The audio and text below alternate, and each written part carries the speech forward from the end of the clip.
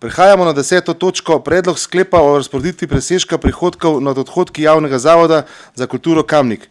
Predlog sklepa članic in člani sveta ste prejeli po elektronski pošti. Nasvidenje.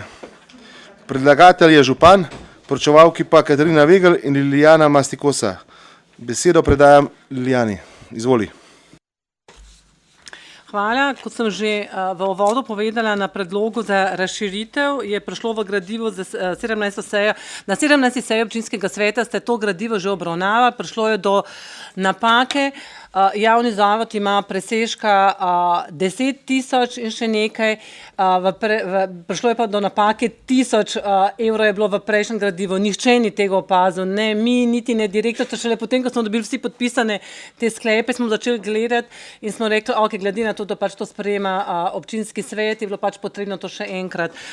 In glede na to, da je bilo na prejšnji seji predlagano, da naj bi tudi zavodi opisali, zakaj bodo ta sredstva namenili, ker pač je bilo nekako nasplošno napisano za pač potrebe zavoda, je tukaj zdaj navedeno, da bodo ta sredstva v bistvu namenjena nakupu peči za ogrevanje v Mekinjskem samostanu.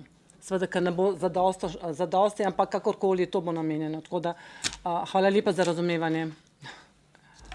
Hvala lepa. Odpiram razpravo. Svetniške skupine? Ne. Svetnice, svetniki? Ne. Še kdo? Ne.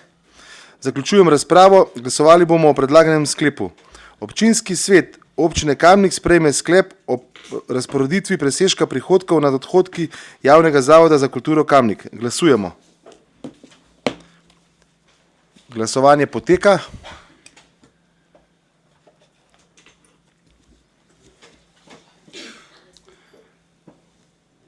Za 22, proti nihče, ugotavljam, da je sklep sprejet in točka zaključena.